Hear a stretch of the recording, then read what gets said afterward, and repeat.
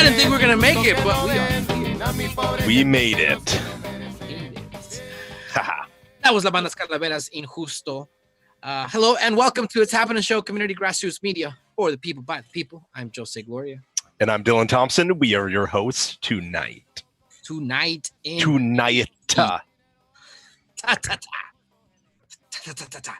It's happening is a movement of the heart and of the mind. It's the energy of the universe that creates waves inside us and all around us, which allows us to activate, motivate, and elevate vibrationally and intellectually towards love, truth, justice, and wisdom. It's happening in every which way.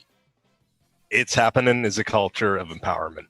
It's people having the right to exist and participate as equals. It's a dream of what the world could be. The future we want is only possible if we make it happen.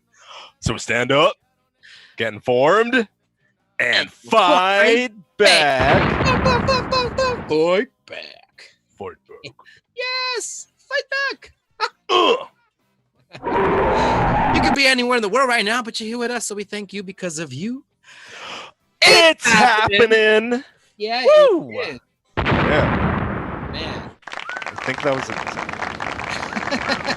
We're getting there. Yes. I swear we're gonna be kicking butt pretty soon. Oh yeah, we're gonna go quick through these damn stories, dude. Like, by the way, no, should I ask you how your emotional well-being is? No. In this time? Okay, no. Screw you.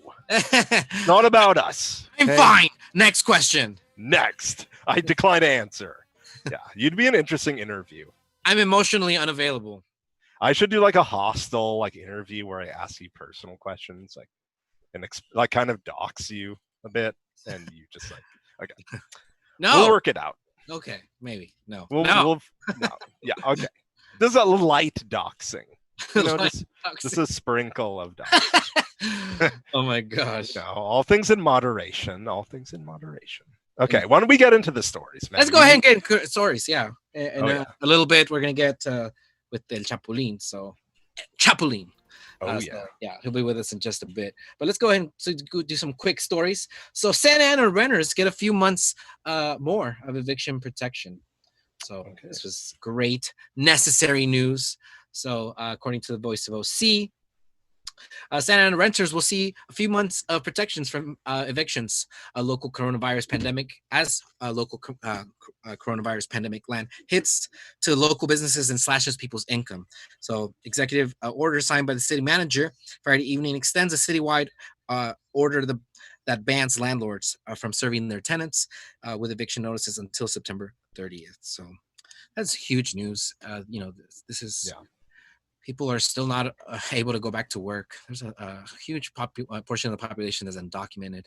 It's not benefiting from the stimulus, $1,200 checks, nor from unemployment. So the ability for our communities to be able to stay housed amidst, this worldwide pandemic is absolutely crucial. So I am very pleased, there's because people were literally facing evictions and all sorts of very sad and tragic and infuriating stories of landlords threatening people, with evicting them. Because there's just a lot at stake right now with everything going on.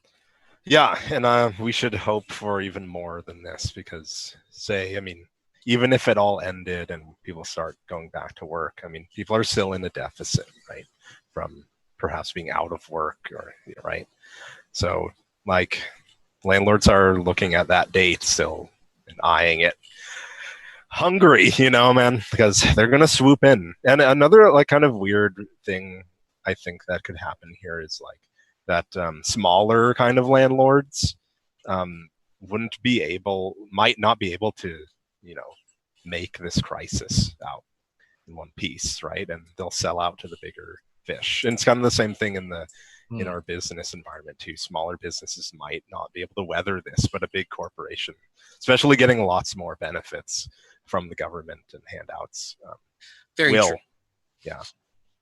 Yeah, no, absolutely true. And so, there's mom and pops landlords that are good, that treat their renters well, and they're absolutely facing the brunt of the current economic crisis. But a lot of these are part of these big corporations, these what was it, Blackstone?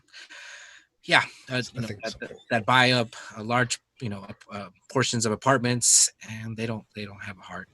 they could care less. It's all about the bottom line. Dollar bill, y'all. So those people, whatever with them. Screw them. So yeah, this is a win and a positive thing for the community. Yes, let's hope for more. Indeed. More. Yeah. Next quick story. Groundbreaking record news. Apparently, there's the Topps baseball card company has set a record in its history for sales of a baseball card. And guess who it is? It's the first pitch from Dr. Anthony Fauci. Oh, damn, didn't see that coming. That was horrible. Wow. The worst first pitch I've ever seen in my life. Yeah, apparently the worst but most popular. Yeah. But yeah, they're saying they're happy that this card sold so much. It sold 51,000 copies, which was far surpassing the previous record of only 19,000 for a Toronto Blue Jays third baseman, Vladimir Guerrero Jr. Wow. Okay, I don't know anything about baseball, but I mean... he played with the Angels. He was awesome. Vladdy. Love that guy. Mm-hmm. There you go. Yeah, but man, that crushed it. That crushed it big time. Damn. It's going to become a collector's item, right? Yeah, is that what people are thinking? It is, yeah. At some point, just like coins, if there's a limited amount of them, then you can sell those things on eBay, baby. Yeah, I wasn't sure if it was like the collector's thing or is it just like a meme or something? Is it like, are we just ripe for weird internet novelty items that this is like hot, selling like hotcakes online, right? Hotcakes. Speaking of hot cakes, I don't know that. I'm starting to turn into that was good. You, Dylan. Look, we both have sweaters with hoodies. Oh yeah, that's a weird actually. Dude. It's the first time I've worn one in months. We totally didn't coordinate this, everyone. I swear. We're just promise. Cool like that. We're just in sync. Speaking of cool, did you see that epic takedown by Congresswoman Alexandria Ocasio-Cortez against Representative Ted Yoho? Man. Damn, what happened, dude? It was so good. It was one for the ages. Yeah, for those that have been living under a rock this past week, y'all should definitely Google and check out AOC just on like full grace mode, at the top of her game, just like psh, psh, psh, psh. I felt like it was a rap battle, and she just kept like hitting like punchline after punchline. It was just it was a virtuoso performance, or just a speech by the Congresswoman AOC. So, what did you see it, Dylan? What did you think of it? Get him. No, I was one of the ignorant masses that kind of saw it, and I'm like kind of the one that's looking at it, and I'm like, I thought she used to yell at Democrats. I want to see that more. But this is good. I mean, it's a necessary thing. I just worry about AOC becoming a little too cozy with the Democratic Party. That's all. Oh, stop it. God, oh, come on, man. You're so cynical. Can we just applaud her for this moment without you making... I know, but this is so last.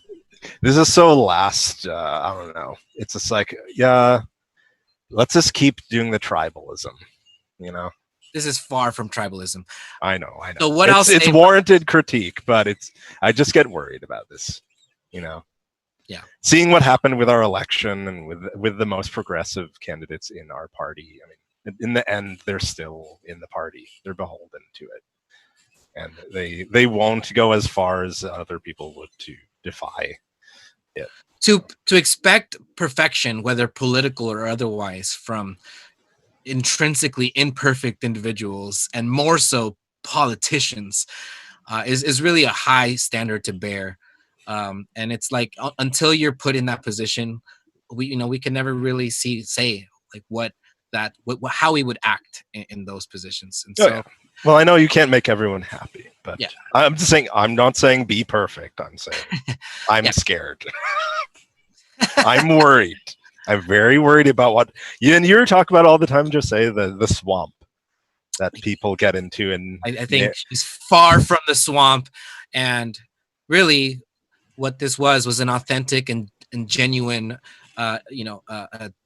just approach to sexism in the workplace, and in her place, with another congressman, who all the time, are very violent and nasty and towards, fellow Congress people, and they try to hide behind God and behind their their spouse and their daughters. It's like, no, you fucked up, and you need to make amends for that. And he didn't. He'd rather just do that. So, but yeah, it was an epic takedown.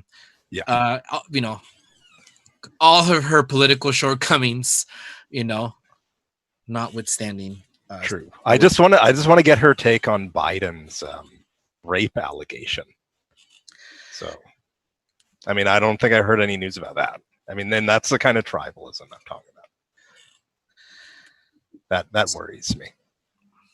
Indeed. Next quick story. Next, talking about tribalism. No, okay, yeah, this is perhaps a story about tribalism again. Activists are taking perhaps not a unique measure, but not one often used. They're protesting in front of the acting DHS chief's house, nearby, near to the capital of the city of Alexandria, right?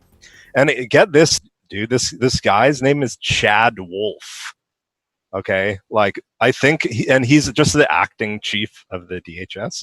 So I think when Trump has like 0 heads of department and everyone's like like interim or an acting whatever, like he probably just saw this guy's name on the list and was like, this is 0% chance this guy's a cock, and it was just like, this is the most alpha name I've ever heard in my goddamn life, and just appointed this guy. That aside the point that we have activists coming out here and expressing their civic engagement in a very hostile and confrontational way, and I mean, frankly, I think it's a very I applaud these people. I mean, I don't understand, like, why do people have to come and defend this guy who is part of helping send a bunch of secret police to a bunch of different cities and violating people's rights and stuff, right? Like, I don't pity this guy. He's not, he's in a position of power in the public sphere that warrants this kind of attention and criticism. Yeah, this is truly troubling, to be able to realize how unfree we are, in that federal agents can just come and scoop you up, no questions asked. And so I briefly read an article, and I was talking about how these things have happened, in Black and brown communities for years now, but this is different, especially in Portland, because the vast majority of the people protesting up there are white people, and middle-class white people are starting to get swooped up by the police. No, Jose. That's what's different. Yeah. So yeah, but protesting in front of this guy, like, there should be all sorts of protests all the time. There's never going to be like, man, way too many protests right now. Like, no, that's not the case. Always, there are so many issues. Like, I tell people, like, new to the political game, pick a cause, any cause. There's so many, too many issues that drastically need advocates, activists, and all sorts of solutionaries, that can be part of the conversation about how to fix these things. So, big time. And protest is definitely one way to engage in this here democracy. Yeah, or just vote, right? Yeah, you know what? Just vote. Never mind all that problems. Yeah, it's not the answer, but it's not exclusively the answer. Thank you for that clarification. But I do love hearing things. I was hearing things like people saying, if you didn't vote, you have no right to complain about the way things are today. It's like, think about that for a sec. Think about people who are yet unborn. Think about, people who couldn't vote because they've had their right taken away. Well, no. Think about people who are apathetic. Unborn children is a bit of an. I know, but I'm just saying we are born into this thing where it's like, man, like you have to. We're born into. We have to pick between two mentally like deranged or demented rapists. Those are our two choices for president. And then someone else is going to gaslight you and say you're a bad person for not voting. Look at the choices we're given. Like, how could anyone with a conscience not look at the situation and feel bad? So I hate when people take that higher, like the mightier than thou. Oh, I picked a team. I'm a Democrat. I'm a Republican. I chose a team to be a tribalistic fucking cog and vote religiously for them, regardless of their behavior. Is that really the answer? Okay, thank you. Moving on.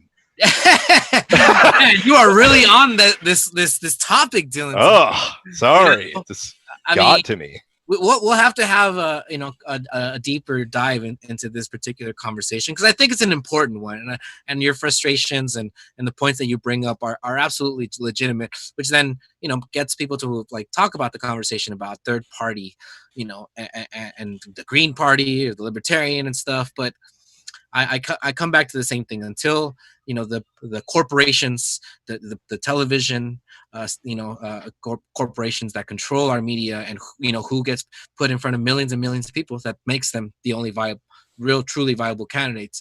We're not going to like change the the bipolarity, the dichotomy that is the Bloods and Crips of the political sphere.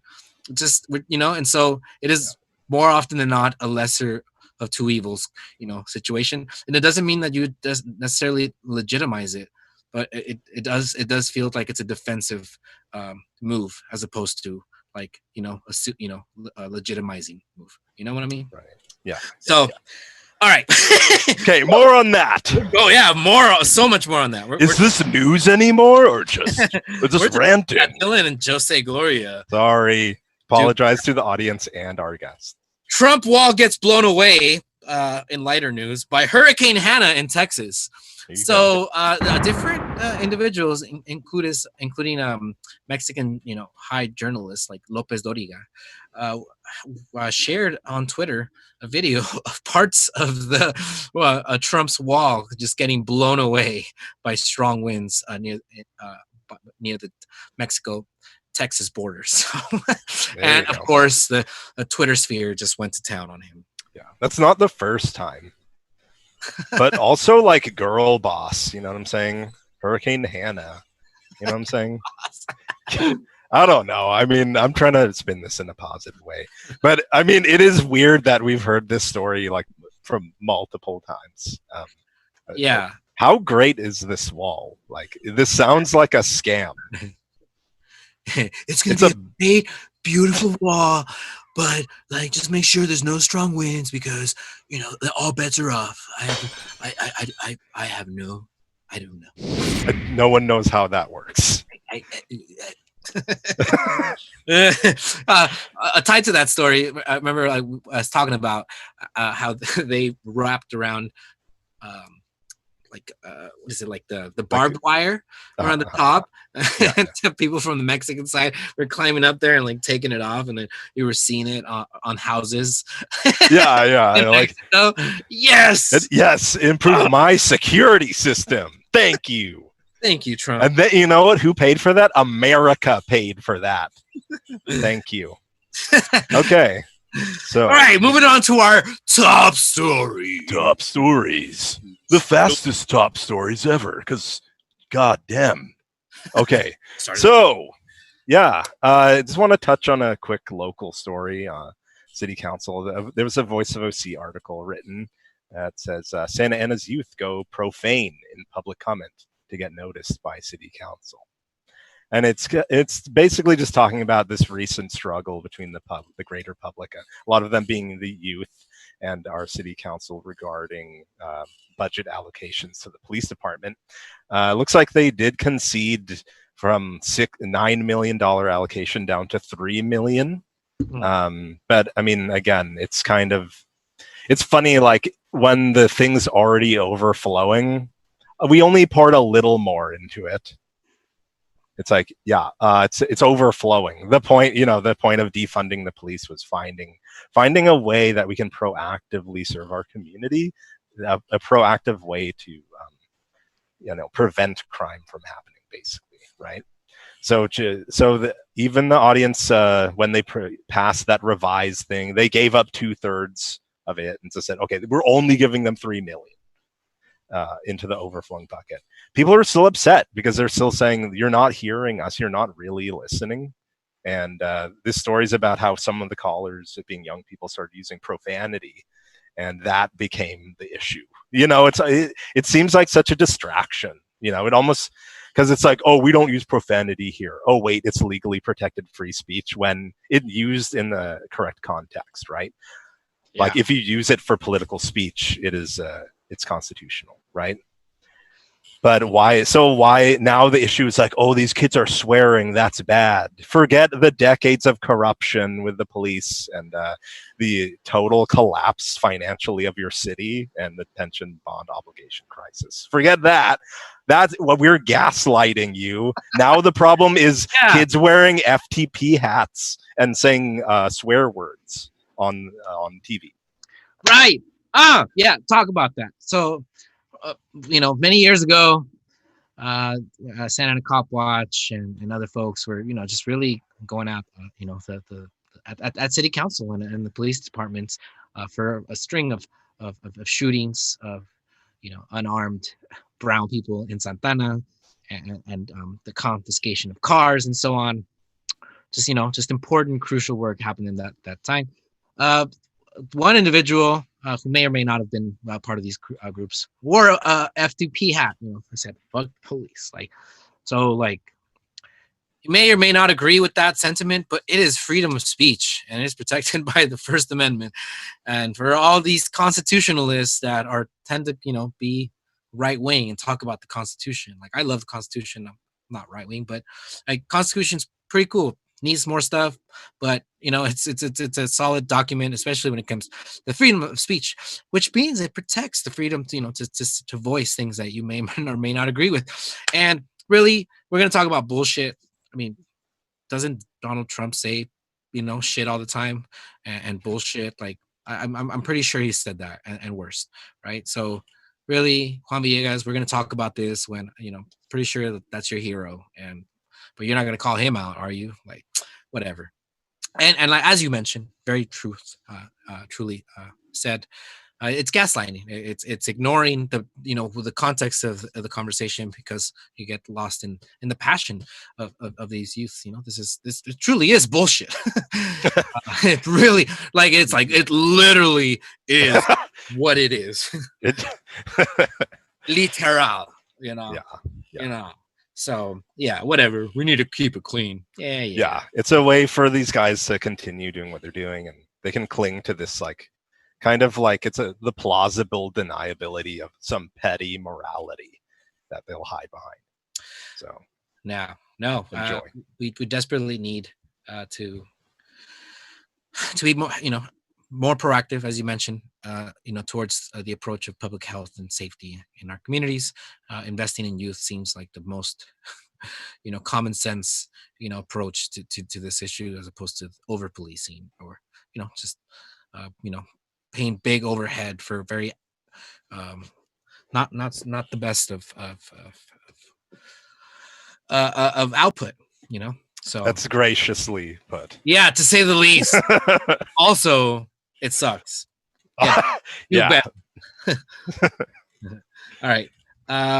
So yeah. And our last stop story before our awesome guest here tonight: robbed street vendor surprised with $10,000 and a new cart in Long Beach.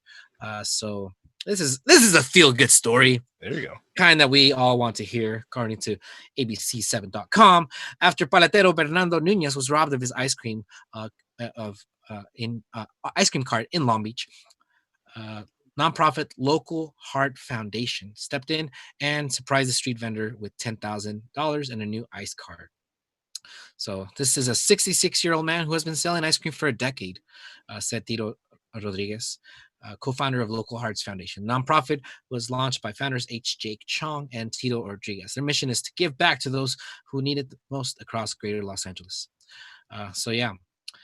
They do all sorts of things, including back to school, Thanksgiving, and Christmas drives. And in response to recent attacks of violence against street vendors across Los Angeles area, the duo embarked on a new mission. It's like HJ and I came up with this plan to help street vendors out after they've been attacked left and right. We said, that's not right. We got to find a way to help them. So yeah, they hit the streets, handing out PPE to street vendors across LA County. So yeah, they're, after that incident, then they started a GoFundMe page, and after some time, they were able to raise $10,000, just a matter of days. There's been a string of violence against ice cream vendors or elote vendors in LA, and even in Orange County they've been hit up. Just local gangsters that are trying to like charge them for for what is it called, like protection. Right, yeah, like you're gonna sell my turf, then you gotta like pay a cut. Hey, that's a mighty nice snow cone you got there. Or Would I saw a video. Shame. Yeah, maybe a shame. I took it without paying. No, like people would just straight up come and clock folks. Like I seen one video, two people get out of the car, go like are looking like they're about to buy something, and then just sucker punch, boom, like out. Poor man. Just so it's the pandemic, a lot of uncertainty, a lot of frustrations in the community. Don't take it out on our eloteros and ice creameros. These are the backbone of LA communities and Santana communities as well. Speaking of crossing between Matsudio, is Daniel coming on, or did he start partying early and call it a night? No, he did not. Well, he did start partying it earlier, but he is coming on tonight. Was I supposed to? Without further ado, I want to bring on to the show our good buddy Daniel Morales Leon, aka Chapulin, as he is better known. Daniel Morales Leon from Oaxaca, but a South Central product. A true creative, he dabbles in all mediums, both on the main stage and behind the scenes. Welcome to the show, Chapulin. What's up, guy? What's up? I'm trying to figure out a better angle. See, I couldn't see myself because of the situation earlier. Okay, are we good? Dude, we're good. That's your good side, right? Come on, guys. Yeah, buddy. Good. First of all, I love your jersey representing the purple and gold. Yeah. Eagle. Yeah. Throwback. It's a throwback. There's a long story behind it, but there's a long story behind a lot of the things that I do. True that. I was listening to a new podcast I'm listening to called California Love from alias, which is it's pretty cool. They're on like their 4th episode, but it's I could imagine y'all doing something like that, like very Santa Ana-ish, like because it's very detailed LA stories that only like true Angelinos would know, where hipsters are just like, what are you talking about? Well, in honor of that particular podcast that I was listening to as I was doing laundry this morning, I was like, you know what? I'm gonna rock the Lakers, because their last episode was a story on Kobe and how Kobe impacted LA as a whole, and like how the minutes where we all heard that Kobe passed, it was like one deep breath that LA took as a whole. We're like, whoa. Wow. Anyway, how you guys doing? Man, we're doing awesome, man. But honestly, over here. I'm super stoked to have you on the show because one of the things that I was mentioning to my producer Edgar about like who you are and trying to describe you, and I was like, this brother is a hood scholar. He's a street philosopher. Occasional scumbag. Yeah. Like a raging alcoholic. But I can differentiate between being a drinker and being a drunkard. It's just that I so happen to prefer being a drunkard than a drinker. That's right. You're high functioning. Devil's in the detail. The devil's in the detail. Yeah, there's a certain charm to it, Right? There's a certain romance. Yeah, Really. the drinker in me is usually like, I'll take a Johnny Walker. The drunkard is like, I don't give a shit if it's in a plastic bottle. Give it to me. Give me a scorpion in a plastic bottle. Yeah. I don't give a Just, the Tonka vodka. I don't care.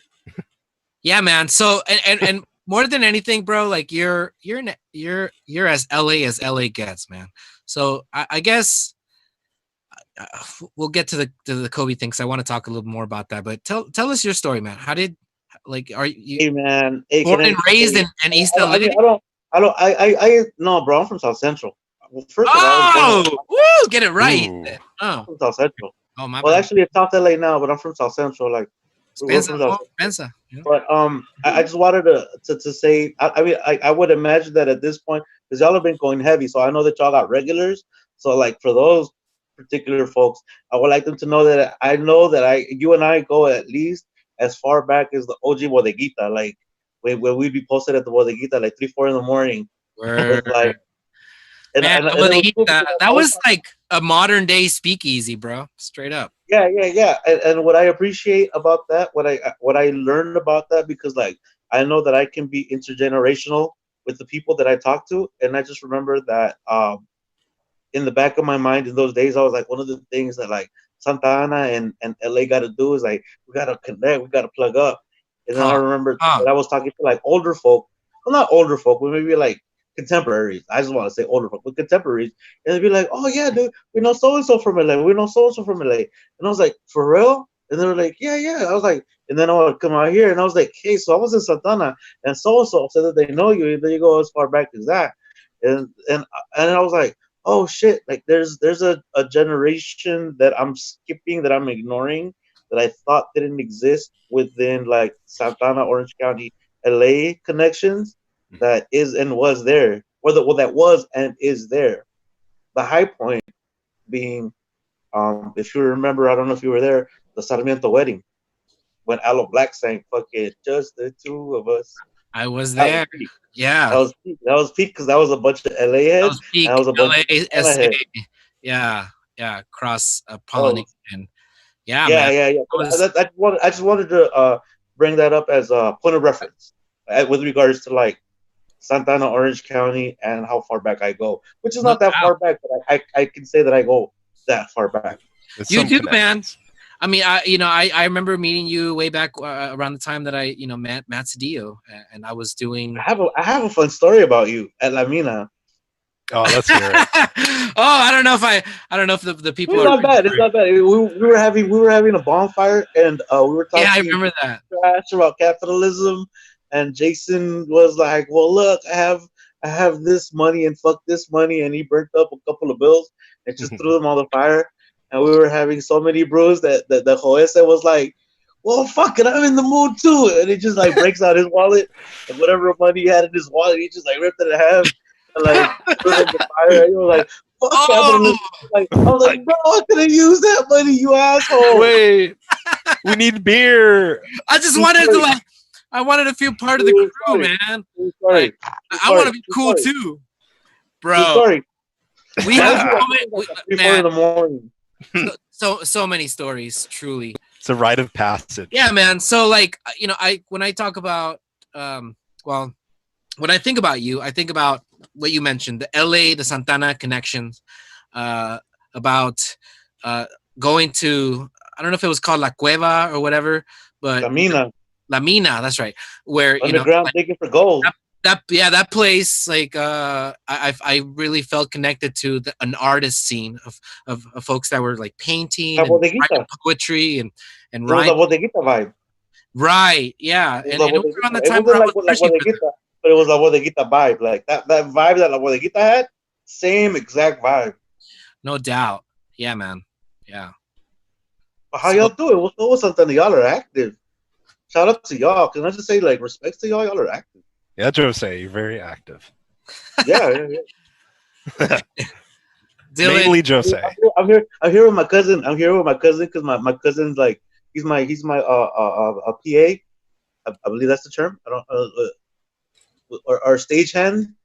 I have my stagehand with me, my cousin, and he was just when he had us on mute. He was like, I can't figure it out. I was like, oh, it's Santana, Orange County, and he was like, Oh, that's the accent. I was like, This is the oh, accent. Nice. Yeah, we got an accent. It's in Santa Ana accent. I don't know if we have Yeah. an accent. I think you. Someone I think called you have it. an accent. They called it. How about hey, that? hey, that was hey, a neutral party said that. A neutral party said that. Allegedly. Allegedly. But yeah. I Look, mean, that's him right there. Look, that's it right there. no, okay, that was CGI. Wait, but going back a little bit, it wasn't it kind of it was bittersweet when the Bodeguita was like displaced by affordable housing. That was kind of a weird. That was a weird thing, wasn't it? It was, if I'm not mistaken, was that not relatively close to the Metrolink or like across Oh the yeah, street from the right Metrolink? across the street. Right across the And street, right? yeah, but to have like it was weird to have such like a center point for an activist community be taken away because of something maybe they were fighting for. You know, it's kind of a trip. I just remember that was a very strong fort, if I could say it in those words, because it was underground, it was low key, but it was like if you knew, you knew, and when you got there, that shit was packed. I just remember, if y'all remember, America, Yeah. and America's parents, I believe her dad was like a tequilero, but he didn't like sharing his tequila, but he liked to like fellowship, I guess you would call it in religious terms. So he was like, "Don't touch my tequila, but here's a tequila bottle for the vibe."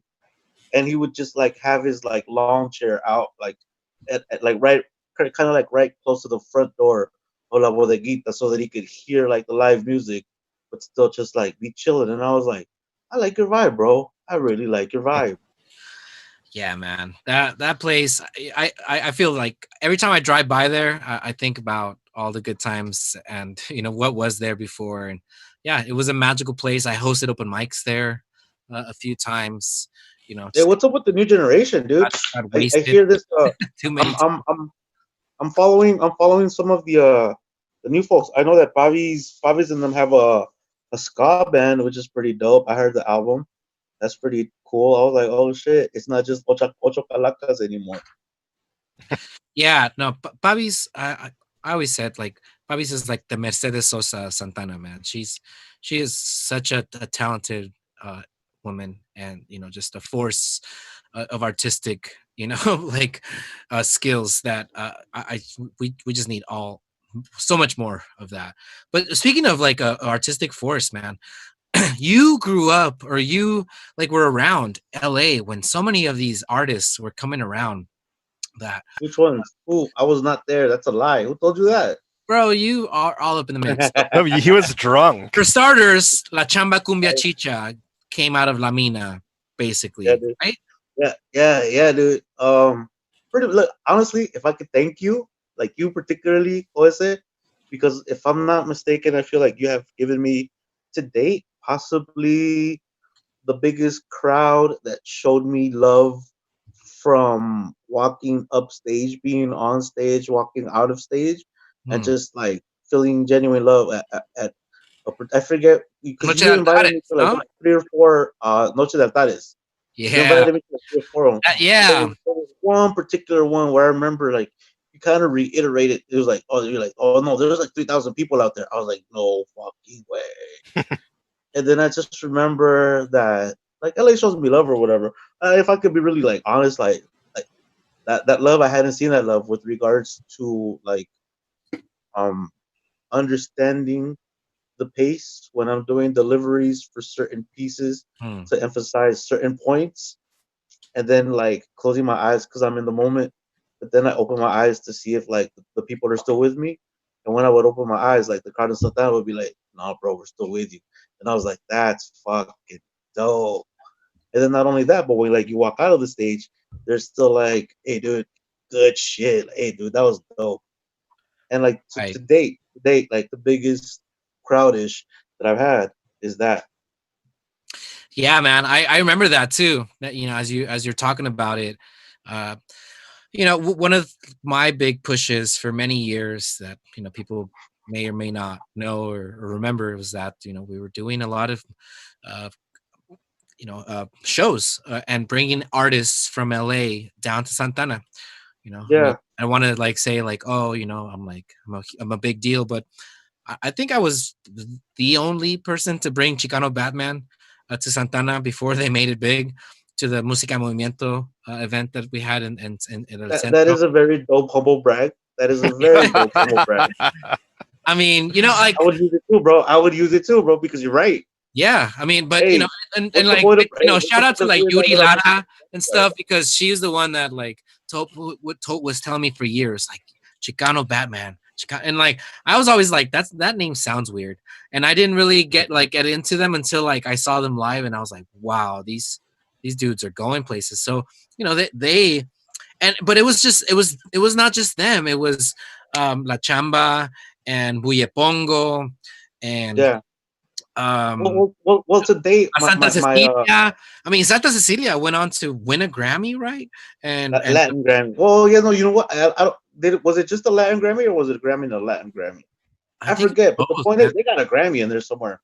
Shout out to my The cousin on the Grammy. accordion, Pepe. That's my cousin Pepe on the accordion. Nice. Yeah, cool peeps. But point being that through the work that I did with Noche de Altares, and bringing you I on stage and other folks, and then also the Música Movimiento art music festivals, we were able to get a lot of that cross pollination between the LA activist scene, artivist scene, yeah and yeah here yeah. in Orange County, right? My humble brag moment would be one of those particular Noche de Altares where you had booked David Romero and Matt Cedillo, and you had booked me without telling them, kind of to close it off. But high key, I think you did it to be generous, thinking that I wasn't gonna show up drunk and not be able to do it. And I was like right there on time, on schedule, sober, and you were like, "Oh shit, I forgot about that." And David Romero and Messadillo were like in the corner, just looking at me like, "What the fuck are you doing here?" I was like, "Oh, I'm here, y'all motherfuckers. Go open up for me." And they were just like, "Oh, Open up oh for goodness." me. Yeah. Hey, humble brag moment, humble brag moment. And if I'm not mistaken, one of the two gentlemen went over to like check in with you, like, "Oh no, Chapulin is over here faded, and he's gonna bum rush the stage," and like, nah. And they were like, Oessa was like, "No, he's here after you guys." And they were just like, "Oh, the audacity." And it might have been that night. Actually, you know what? It might have been that night where I told you that I felt like the love, and it was possibly because like Metadeo and I mean, high key. I appreciate that they want to represent LA, but they're from Diamond Bar, and Diamond Bar is Diamond Bar, not LA. Oh! What? Shots fired, Matsudio. Are you gonna Matt stand with Cedillo us? is We in might have the to bring. audience. We might have to bring him on to the Zoom conversation He's right my now. friend. I love him, but he's from Diamond Bar. No, but I feel you. Like, That's a little LA thing, where it's no, like, it's an everywhere thing. It's a territorialism thing. It's like, I'd be like, that fool ain't from Santana. He's not Santana. Like, like right? we Y'all would real, know. real. Y'all would know. Real Y'all would know. Santana. Yeah, and I have nothing against Diamond Bar. Like if Nah, That Diamond is Bar was popping, I'd savage. probably want to rep Diamond Bar. But I mean, I'm I from lived in LA. IE. I lived in OC. I low key hate on LA just because y'all have like the biggest marches, all like the music venues, and a lot of them like Things to do. No. etc. Wait, No. why? What? Okay. Bro, So yeah. behind the scenes. Look, so the behind the scenes thing with regards to contracts signed with like musical groups or whatever is so when they sign like bigger bands or whatever, they have to sign some sort of like contractual shit where they're like, if you perform in Los Angeles, you cannot legally perform like within the 25-mile radius of that, which takes away like a shit ton of venues all over LA, but it opens up the observatory. There you Is go. that what it's called? Is that your stuff? Yeah. Right? Right. Everybody, Bro. it's like, all right, so it's like, all right, if you don't catch them in LA wherever they play, you're gonna for sure catch them at the observatory. And Fuck, let me tell you, yeah, I Blaze, feel dude. like y'all appreciate my how God. good y'all have it with the observatory because everybody goes to the observatory. And Yeah, I'm it's talking beautiful. about like I'm talking about punk, I'm talking about funk, I'm talking about R&B, I'm talking about hardcore hip hop, I'm talking about mainstream hip hop, like Yeah, yeah, all genres. Like right. and we do not have one particular venue like that in LA that does it. We used to have it with the House of Blues in Hollywood, but that shit closed out. And like the Knitting Factory, that shit is dead.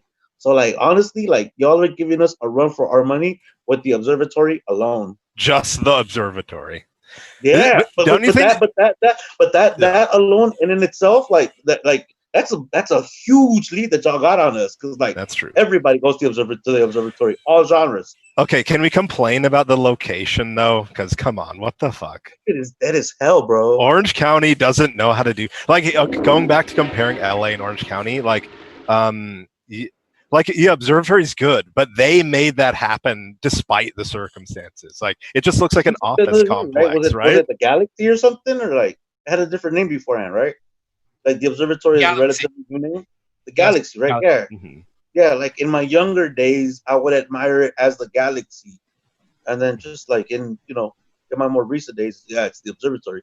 But yeah, because in LA, there's so many holes in the walls that like I will give you that. Like for example, I guess the closest thing that we would have would be like the Echo, and that's because that's where we used to do the Dub Club. So that Dub Club was just like, and I give like that's one of those like another like that's a civic humble brag where it's like if you're out in LA, you're chilling, it's a Wednesday afternoon, you're sipping brews after work, and you're like, what can we do? And you just go, it's Wednesday. Oh fuck it, the Dub Club is free before 10, and like everybody's at the Dub Club, dude. Like, I remember watching A Dub Club I've been going it's there for Wednesday, like bro. 15 years, bro. Like that was when I first got into like the ska, reggae in ska scene. That was the place that every Wednesday would have some of the most top notch bands like around. Man, I saw the Scotalites there, and that's A few probably one of times. my top 10 greatest shows of all time. The Scotalites, maybe like 4 years ago that before one of the last brothers that dies because a lot of the members die. But Yeah, yeah, I think I saw with like 3 original members. yeah. So it's Skylights are rad, but yeah. Dub Club, Echo Park, you know, man. I mean, come on, like Dude, the whiskey uh, and and all of those in that whole area. Yeah. There, the House of Blues on Sunset. There's just crazy amounts of venues that are historic. Oh A bit, yeah. like this is where the Doors started. yeah, bro. We have, Very drop and the that. funny thing is, and the funny We don't thing, got that like, in OC too much. well, okay, random funny observation, possibly because of the alcohol, but it's like if like Same. when and this is on some Hunter S. Thompson shit, but like when I got heavy into serious drinking and not like binge drinking or like amateur drinking, but like just when you need a hard drink after a long day. Yeah, drunkard In drinking. downtown, yeah. Like Yeah. Okay. In downtown LA, there's like a hardcore group of maybe like 60 people that you will bump into at like every other hole in the wall in downtown in like a grimy little like area.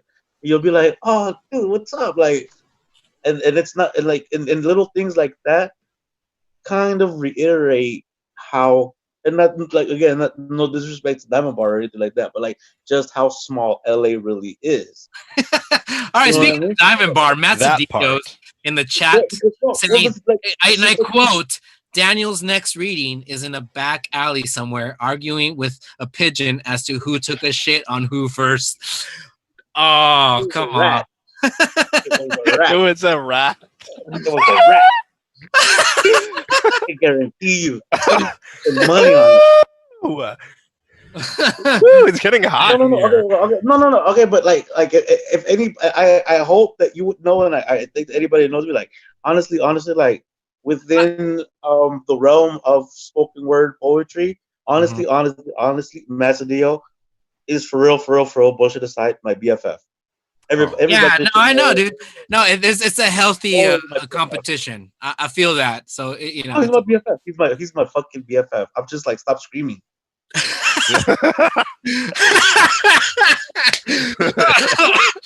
Oh man, Nothing wrong First, with just this is what is this, a Matt Cedillo roast? Like what happened here? yeah.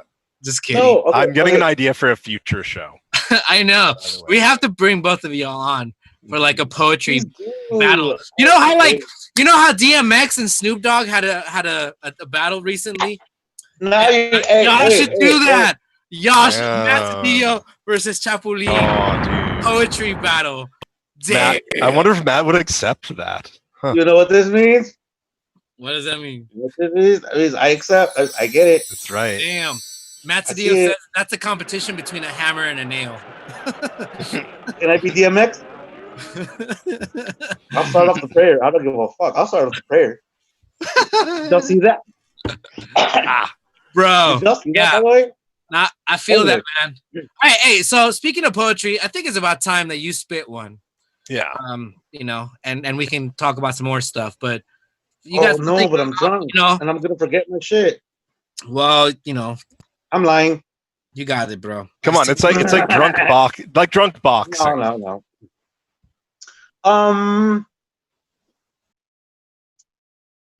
So you know what? Like, recently, what I realized is a lot of the shit that I did, during the Lamina years. So okay, so all right, so getting like on a serious note, right, and like who I am, and like and my receipts. Matt and I were hosts of spoken mic night at a spot called Corazón del Pueblo for a few years, and that's the spot where I probably solidified the fact that with regards to poetry, spoken word, it's like manifesting intentions verbally, loudly, and sometimes it's throwing intention into the universe, right? And so a lot of the shit that I did then was not per se reality, but it was like in some crazy random world. What I would like to see, excuse me, what I would like to see is this. And when I saw everything that happened after George Floyd, um, if I can say that, if there's one standout moment within the youth uprising of 2020, is that I really truly appreciated when a couple of youths got caught up in Hollywood, and per the news, everybody was like, oh, okay, they're looting, they're rioting, this, that, and the third. And there was a group of youths that got caught up on the rooftop of a random apartment building, right? And they got caught up on the rooftop. And I don't know who made the call or who did what or whatever, but I just remember that, like, I guess somebody called them and they were like, "Yo, all of y'all are on the news, like on every channel, and everybody sees that y'all are on the roof." Like, and I don't know who got the bright idea, but somebody told them, "Yo, let's do a BLM with our bodies." So they all laid out on the rooftop and with their bodies created like a huge ass BLM, like just laid out, and like they didn't have to do much, but just like lay out and spell BLM, just waiting for the cops to come get them. And I was just um, that's uh, like a peak of several. And then and John Lewis was like it kind of. I know that y'all were talking about democracy, politics, or whatever, but like from what I understand, for a people to have true power, you have to have political power, regardless of how corrupt, wrong, misconceived it may be. Like if a people do not have political power, they do not have power. Period. So I was just like, I don't know that this youth realizes how much power they have. Just like being them because of how much has come before them And because of if there's one thing that I feel everybody has come out from the Donald Trump presidency is that I appreciate that it turned all of the bigots into racists, because I would prefer to see you as a racist than a bigot, and had we had Hillary Very Clinton as positive. president, yeah, like, you know what I mean, like, and I think about that sometimes, like, because Hoyce, I know that you're a little religious on your side, so like also like the religious side in me was like, okay, like I get it, but like in hindsight, this is a good thing, because had Hillary Clinton been president, we'd all be passive and we'd be cool and we'd be chilling. Yeah. You know what I mean? Like, we wouldn't be hitting the street as hard as we are. Yeah, Portland wouldn't be cracking as hard as it is.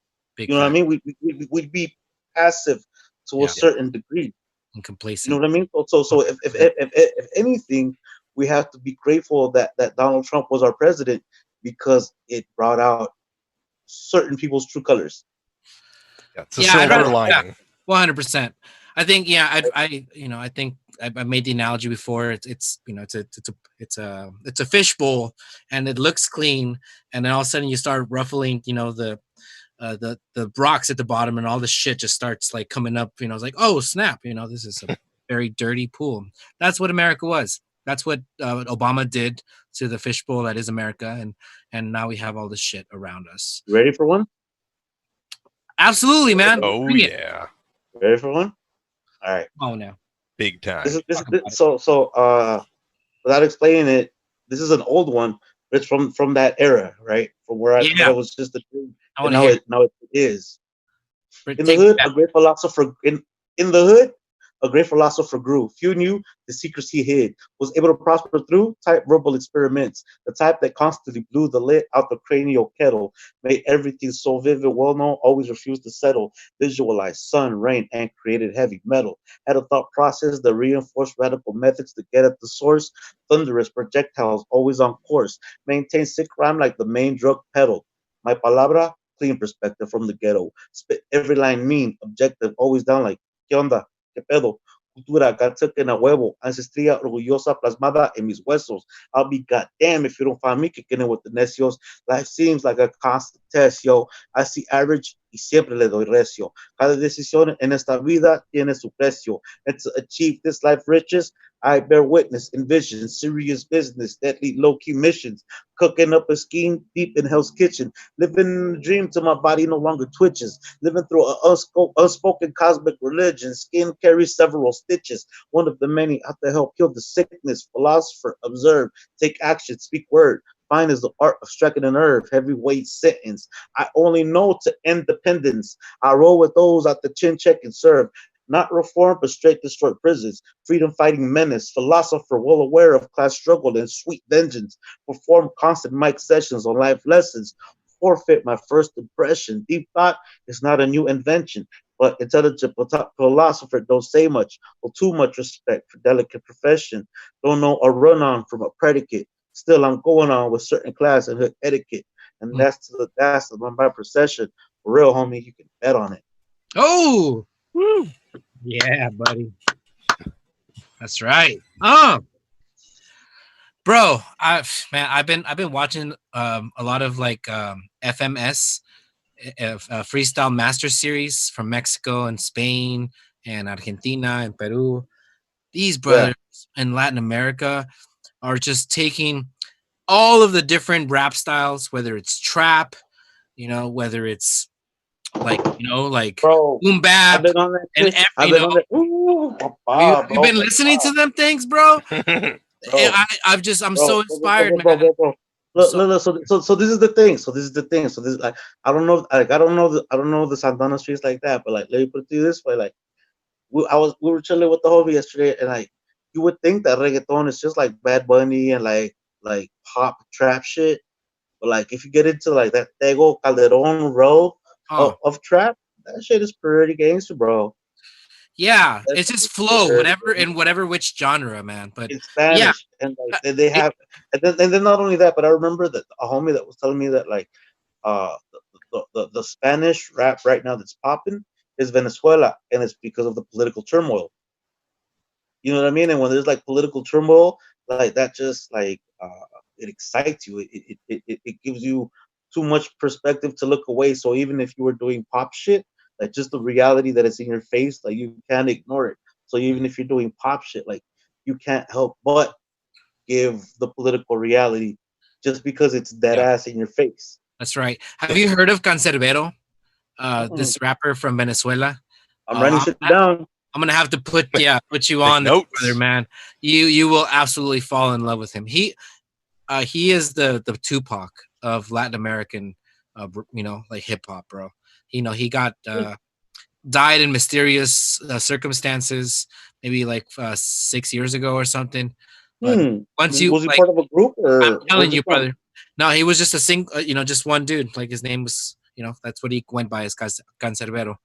Um, his real name was Tyson, but yeah, man, he's Hmm. from Venezuela, and to your point, like he was talking, in and rapping, and made a name for himself, throughout Latin America, just by his skills. Just he could rapid fire, like double tempo stuff, but he can like lay it out, his You see, rhyming okay, schemes. okay, and this is And this then is what more this, importantly, he was talking consciousness, and he was talking about the issues that were happening in Venezuela, and he was also talking about the artificiality and the fakeness around people that claim to be this and that, but we're all just whack. So, yeah, man. this is when I get nerdish on my Latin American hip hop because I mean, I Calle 13 feel like was like that too, right? I'll be short because I don't want to like over like all right. So No, dale, dale. uh in American hip hop we don't look up too much to the poets because it's too formal, it's too academic, it's too literary. Whereas in Latin America, it's like fucking Cesar Vallejo, pretty much like in Latin America, you're brought up to understand the poetic greats. And as a hip hop head, I know that they read the poetry differently than as if it were like Shakespeare, right? Mm, Like they have the beat in their head. mm. So even if they're reading some 100-year-old poetry, like they're like, oh shit, Edgar Allan Poe had flow. They're like, oh That's shit, what like Tupac realized, for sure. yeah, and but I feel like now currently a lot of American pop doesn't have that, which I respect. I'm a big fan of the baby. I'm a big fan of Lil Baby. I'm a big fan. Like I'm bumping that Pop Smoke. You know what I mean? But at the same time, like I But appreciate. you give it up to the greats of back in the day, Oh, bro. Speaking oh, of greats, because you forget that what's even if you were to interview those youngsters, like a lot of people that judge the youngsters that are doing their shit are like, oh, these fucking fools don't know shit. But like, yeah, if you get to know these youngsters are surrounded by old heads. right. Yeah, yeah. Speaking of youngsters and old heads, like I was listening to this podcast. It's called Disgraceland, by the way, and a really amazing podcast. Talks about rock stars and their crazy savage life and hip hop artists. And one of them was about Nipsey Hussle. And Right? and so I know that you were a fan of his. And Am, in that podcast, Snoop not Dogg word, was am. giving him props. So yeah, like I mean, what did the death of Nipsey mean to you and the Los Angeles community, man? Because this brother was on another level as far as entrepreneurship, man, You know, all right, and also giving back to the you're community. asking that one. You're asking that one. You're asking that Yeah, one. that's why I brought you Damn. on. Okay. Talk about it. There's few times when hoods are able to call a truce, even for an artist, because sometimes they'll be like, oh, like, because like even like Kendrick is like people know that Kendrick is affiliated with the blood, like, but it's what like I was telling like the cousins, it's like when you're so heavy with it that your parents are so heavy with it that you don't have to bang, and like when other people are like, oh, so where's that fool from? And they're like, oh, that fool don't bang, and they're like, oh, but his daddy is so and so, and they're like, oh, okay, he doesn't need to bang. You know what I mean? Like there's that kind of culture in LA, right? So Nipsey comes from that culture, but like he would be the cultural polar opposite of what a Kendrick is. Whereas Kendrick had the backing of whatever his dad did in his heyday, Mhm. it was enough for people to be like, oh, Kendrick doesn't have to bang. Like is Daddy Bang. You know what Uh-huh. I mean? Whereas Nipsey, like Nipsey was like, oh, his dad is an African. His mom is in the hood, but his dad is an African.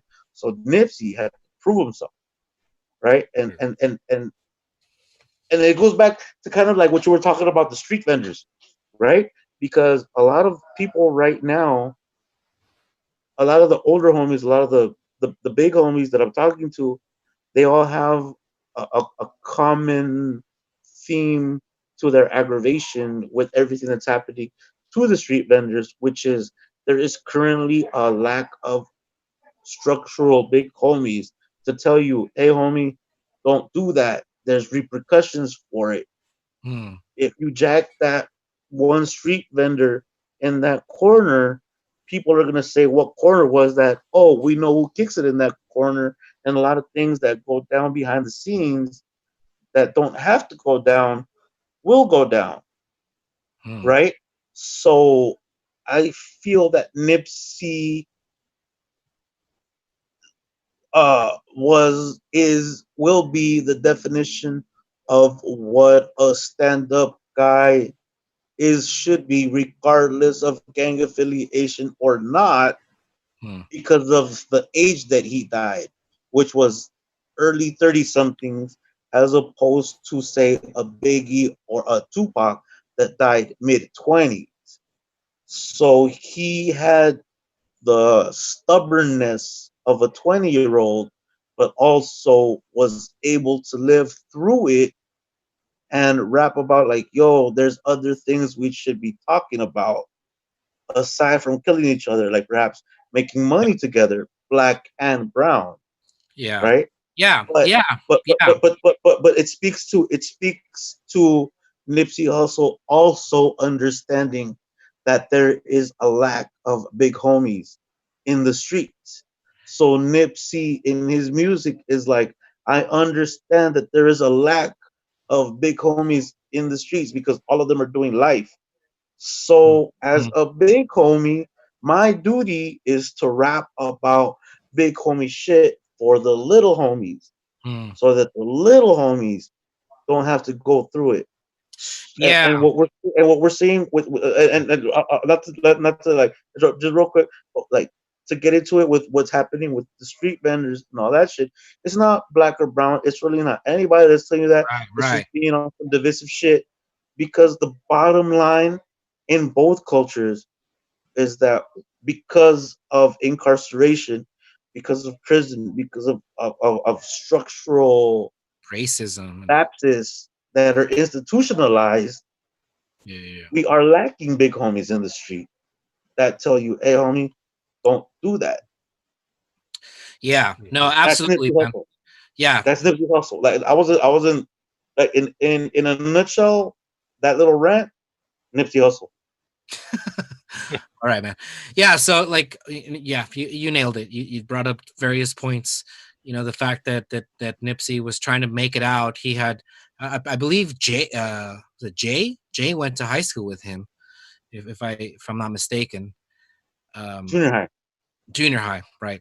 junior high, He went seventh to school grade. with him, He knew right? him. He So knew he knew him as Ermias. yeah, right. And so he went from a long just a trajectory of trying to make a name for himself and just trying to survive, which is what is quintessentially LA, and you um But and but but with speak to but it. with Let me but let me with an let understanding me that there's boundaries of things that you can do and you can't do with regards to dignity and dignity to others. Yeah, man. So and right, and so and also on the issue of like big brothers or big homies, kind of laid down the foundations about respect and what like who you mess with and who you don't. Like there was a street code. I mean, we're talking Yeah. about street code. Like we can go to Tupac and like he had like the whole thug life street code laid out, like Yep. which included no snitching, but in the Yeah, era of where young homies are growing up, in the society that like uplifts people like Takashi 69, then all of a sudden the rules of the game of the street game, at least they're right. lost, right? Like you can use the N word, you can like just and you can not, you could be a snitch, and it's all about like if you got the biggest clout, whereas like Nipsey still lived by certain rules of the game, right? But more Yeah, importantly, yeah, he was and like overcoming those rules and setting up ways in which he can like, listen, like I can be like those people that charge $200 for a sneakers that cost you $5 to make, because I control my product, similar to like what Wu-Tang did, bro, with their if you want to album, get into marketing, like right? the beauty He in owned the his own beauty in the masters. That's Crenshaw, that's like that's but some radical but revolutionary but, shit. but see, look, so oh man, I don't want to drag it out all night, but like the beauty in the Crenshaw mixtape is that yeah, he did charge $100 for a physical album, but he's like, but if you want the download is right there. Don't trip, it's for free. Grab it. Don't buy it. If you can't afford the $100, don't. But if you can, if you appreciate it, get it. And what that shows is like market value because he made bank off of that. He did. And technically speaking, Jay-Z bought a rip bunch. anybody off because he was like, I'm not denying the album to you if you can't afford it. The album is there. But should you want a physical copy and pay what I feel it is worth, it is right there. But know that this money is not going to Universal, to Sony. You know, Yeah. it's we're circulating that money around here, which I also feel is big. Oh yeah, definitely need that mentality, and it's kind of like what you were saying. Like, I mean, where's the solidarity, right? Like, I mean, I'm basically just saying kill Whitey for right now. You know what I'm saying? No, but No, I'm it's not even about that. It's not even about that. It's no. not. It's that at this point. At this point, I think there's a system of a downline where there's like you can't stay neutral on a moving train, Mhm. and it's like right now, like if you're an ally, if you're a for real ally, you might not even know that you're an ally, but your actions are like you're an ally.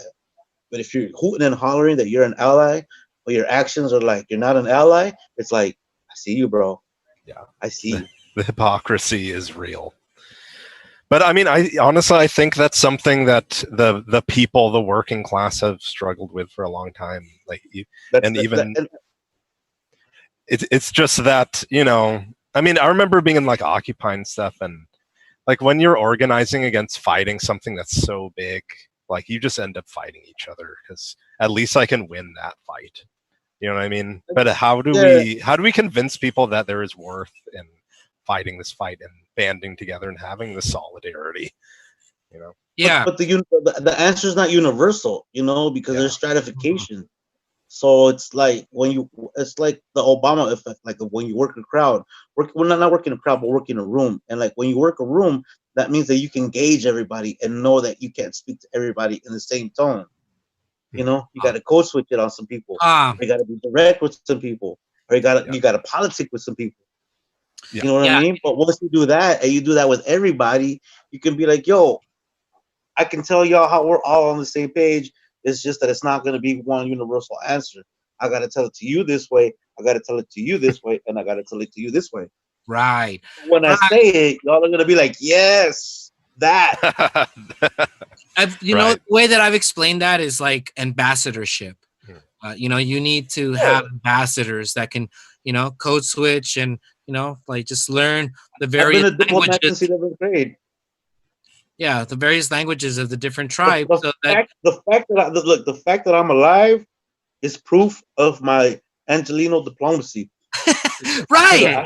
Exactly, man. Like you made it past 23. You're a survivor. I'm here, bro. I'm here. You're an emissary. OG status. Right now I'm on the gravy. Yeah. I'm good. Yeah, I'm on the gravy with a little bit of turkey still on the plate. I'm on extra. I'm on extra time. Mm-hmm. Yeah. That goes back to Nipsey. I remember you said so if Nipsey was so fun fact, I was at the procession for Nipsey and chose to wait at the end of the procession where he was gonna be welcome at the end, at the mortuary. Mm. And I just remember that there was Bloods, Crips, essays, civilians, family members, kids in strollers, Hennessy, Moet, Blunts, Kush. It felt like a Laker parade. You know Huh. what I mean? And when I saw that, it's like that rejuvenates. Well, for a person like me, it rejuvenates the hope and the belief that this can happen because I've seen it. Granted, that the last time that I saw it was at a Laker parade, and I'm just like, yo, like this vibe, like because like and I know that Santana also has May Days and May Day protests, actions and demonstrations and whatnot. But to me, it was like what a May Day should be. A May Day should be like a Laker parade, or like that one day that where we buried Nipsey and everybody's hoods were just like irrelevant, and everybody was just like, "You want to hit this blunt? Hit the blunt. You want to sip some of my Hennessy? Sip some of my Hennessy. Oh, you coming through with the stroller? Hey, everybody, open up! The lady's coming through with the stroller. Mhm. You know what I mean? Like it can happen, Right. and It can. It Yeah. can. And why doesn't it happen? So, you laid out, there's like, 3 ways in which people come together.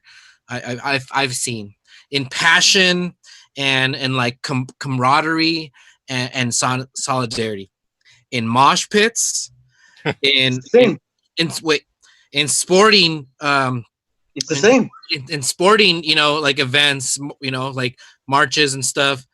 And in, you know, just moments like Nipsey Hussle, Tragedies. yeah, where all of a Yeah, sudden yeah. people like put aside their differences and are able to come together.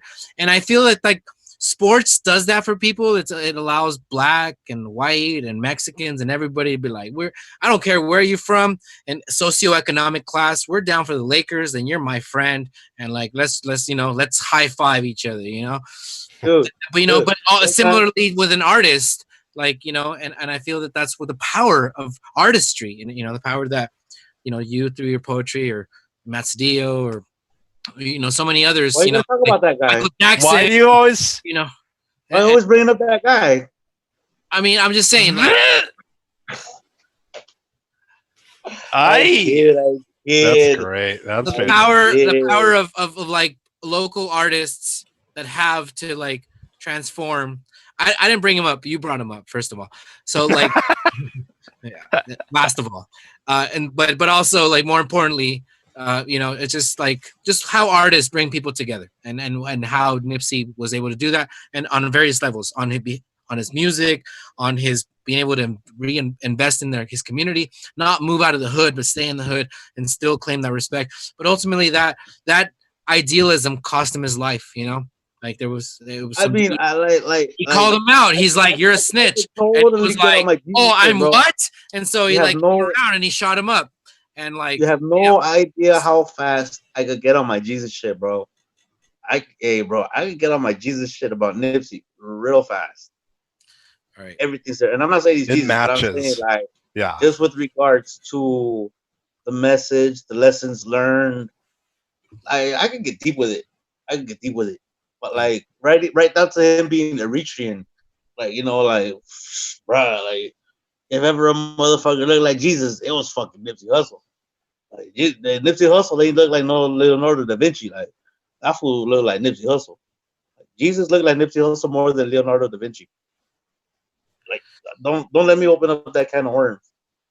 But yeah, like because that fool died 33. No, don't get me started. Don't get me started. Don't get me started. I'm from South yeah. Central.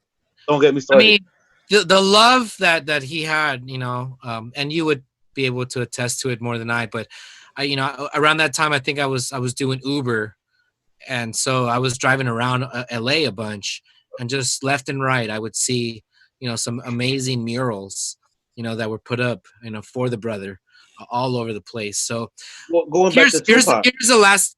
We have to wrap up the show.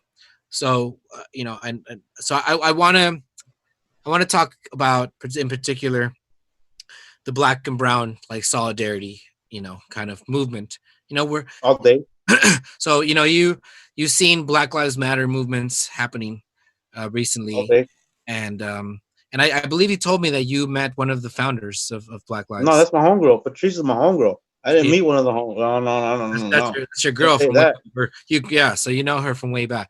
So yeah, Yeah. man. So it's like what do you think? Because I mean, the relationship between black and brown people have been complicated for years, whether it's like just gang That's the funny violence thing. That's or the funny fighting thing. over That's the funny crumbs. thing. Let me finish. By fighting over crumbs and doing all these things. So my question to you is like, how far have we come from where we've been, in the and the it's with race relations, from maybe like back in the day, 60s, 70s, 80s, to where we are now, and especially in the midst of the Black Lives Matter movement. Um, the answer for a cool couple of years is going to be the same, which is we've come far, but we got a long ways to go, and that's going to be the answer for a cool couple of years. You know what I mean? Like that's still that was the answer a couple years back. That's still the same answer now. We've come Have we far. moved the needle though recently? I mean, Oh yeah, I bro. honestly, I could, like, maybe Uh, 10 years ago, like, for folks to be saying Black Lives Matter, like brown people, and I saw that here in Santana. There was young people that were like chanting Black Lives Matter.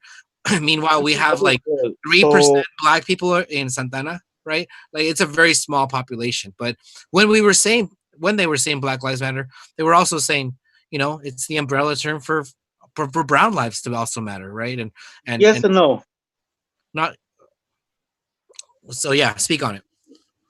Um, as people, so there's as I've come to realize, there's two different stages. One stage is BLM, and we're allies, you and I. And then there's BLM. And certain things that are BLM are gonna be BLM, and we just gotta let it be BLM. Oh, okay. And then as a BLM ally, you just gotta step back and just be like, all right, that's a BLM thing. And I don't know what those are, but like sometimes, like if you're intuitive, you'll catch on, and you won't force yourself into the issue as an ally. You'll take 2 3 steps back and you go, okay, cool. Um, we've come far in a very simple way that I think might trip people out, but uh, not that I'm condoning, not that I'm saying it's good, it's bad, it's right, it's wrong, but just the simple fact that we're at an age where in black hoods, brown youth can get away with calmly using the N word amongst other black fools, Yeah. and it Gosh, not 6ix9ine and, popularized that even more. yeah, not I'm not even talking about that. It's just like if you're brown and you grow up, and I've had this conversation You grow up with around black folks or in urban culture, right? In the hood. yeah, That's just and they can sometimes sense when you have grown up around so much black culture that it's not that you can say it, but they'll let it slide because it's you and they know you, they know your circumstance, they know your friends. But if you're a UCLA frat bro from Whittier rolling a blunt, bumping Nipsey Hussle, thinking that that allows you to say that, two different worlds. huh. Yeah. Two No, different you're worlds. you're so right. Because you'll say that word with all the energy in the world when you're amongst non-blacks, but if you're really with it, keep that same energy when that first black fool enters the room. 95% of those fools will not. Right. I think you're right on when it comes to how folks would see that, depending on Right. where the socioeconomic upbringing. It's like, no, this person's like hood, like this is just what and I've been seeing that a This is lot with poli like sci sociology 102. That's not 101. That's poli sci. huh. That's advanced poli sci. That's advanced Yeah. sociology.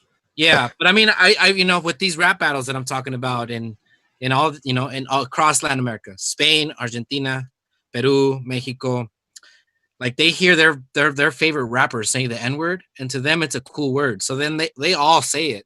And it's not necessarily racist or that I'm excusing that, because they're probably not around black people that could then correct them and be like, hey yo, like don't use that word or whatever, right? And even that word is a conversation within black culture too. Like some people saying like, no, never use it. Or saying like, no, conversation this in is my itself. term of endearment. It's similar to like calling you, like way, right? Like, hey, don't call me way if you don't like know me like that, Like, I'm not No. similar but different because of the racial context. I'm not your way, bro. Bean dipper, you fucking bean dipper. I'm not your beaner, bro. Bean dipper, fucking beaner. Is that a term? Yeah, you paisa, fucking wetback. yeah, all that stuff. Go back to Mexico, you bean dipper. Anyways, yeah, man. But these are little nuances that a lot of the youngsters, it's not that they don't care to know about or want to know about, but we've advanced so much that perhaps the line is so blurred that in those instances, if you're from if you're a UCLA bro from a frat and you find that first homie that's brown from the hood that might speak like that, you might feel like you have the right to speak like that too, because that's your homie, even though you grew up in Whittier, not in South Central. But you're like, but this is my friend, so I can say that too. But it's like, nah, bro, that shit'll get you fucked up in my hood. Yeah. Is it okay, like if someone were from Diamond Bar, I mean, would that be similarly applicable? Let's not bring up Diamond Bar. Actually, no, I wanted to read a comment. Someone in the comments was saying, see here, yeah. It turns out Diamond Bar is in the county of Los Angeles. How do you respond to that? Okay. It is. Yeah, I agree. But it's not LA City. It's not what people are repping. Okay, I just want to make sure. Okay. We're on the same page. I'm on the same page as that person. Someone just said also, I love Diamond Bar. Yeah, Diamond Bar is the shit. That's what I'm saying. Yes. And see, and that's not shit talking. That's people from Diamond Bar showing love to Diamond Bar. God bless Diamond Bar. You know what I mean? What the fuck is wrong with Diamond Bar? Well, we need solidarity, so right. We'll take Diamond Bar. It's just not, So I brought that back. Even though they're not proper. Like how I feel. I feel about like in Mexico. I would love an ally from Diamond Bar, but I have none. Well, dude, this is Poli-Sci 507, dude. You're getting way too advanced for my little brain. I feel like this is like do I want what I like? This is an issue with like where it's like Nesa versus Ciudad de Mexico type of thing, Like I'm not going to say fuck America and like Chivas all day. I am. I kind of, All right. It's not like I'm saying fuck Clippers, Laker gang all day. You know what I'm saying? It's not like I'm saying the Anaheim Angels from Los Angeles and just the Los Angeles Dodgers. Damn! Yes! Okay, I'll take that. I don't want to be Los Angeles because whatever with Los Angeles. Like, Anaheim Angels from Los Angeles. You know how redundant that shit sounds? But they're not. You know that, right? Now they're not. They were from Los Angeles. They were the Los Angeles Angels of Anaheim, but now they're the Los Angeles Angels. And they just dropped the Anaheim altogether. It's like, then get the fuck out of my city. Are you kidding me? You don't get to be Los Angeles, bro. Orange County. Yeah. We know whose side you're on. I'm down for LA. I'm a Laker fan, but I'm also down for OC. Hey, so you got messages out there? What's up, Dio? I'm calling you out. I'm trying to get a flow for flow out here. I'm trying to get some viewers that's happening. But for reals, we're totally gonna bring both of y'all on, and you're gonna have a poet battle, okay? Like DMX and Snoop Dogg had. All right, that would be so great. So yeah, that's totally gonna happen. But for now, brother, we're gonna have to wrap it up, man. But can I say one last thing real quick? Nothing too fast. Yeah. Carlos Zaragoza presente. Yeah. Carlos Zaragoza presente. That's my boy from La Chamba. 1 year ago today, he reached the heavens. That's all I gotta say. Damn. That's right. That's right. Yeah, man. Yeah. That was a brother from Chamba? Vicente. Yes, sir. Yeah, man. Yeah, yeah. Much love and respect to that brother, you know, and all the people that knew him. Prayers, you know, rest in power. Shout Musical. out to my PA. Yeah, He yeah. doesn't want to be seen, but he's out here. I met him. He's dope. So, yeah, man. Good times, man. Well, I really appreciate you coming on the show, Chapulin. Like, you know, you got a lot of you're a hood scholar. You know a lot about a lot of things, and you know, you've been putting it down out there. You know, and I know you from way back. You know, when you were doing the poetry stuff back at the. That's Sarmiento wedding, though, bro. Corazón de Hey, Pueblo. that's not. And then Hey, y'all came down here, you know, and you rocked it here in Santana, dude. So thank you so much, man, for being on the show. Oh yeah. Daniel Morales Leon, aka Chapulin. Woo, woo, South woo. Central. What's up, Bruno? What's up, Bobbies? What's up, squad? I see you. Yeah. What am I doing now? What's up, Jesus? What's up, Mero? Showtime. All right, brother. All right. Well, that's our show, everybody. Oh yeah. I want to thank Daniel Morales Leon, aka Chapulin. I want to thank audio video engineer Edgar Silva, Dylan Thompson, Jose Gloria, and all of us here on It's Happening family. We are signing up. It's happening. Woo. Haters. Wait, what did you say? Sound engine? Now we dance until the show ends. Oh, where'd he go?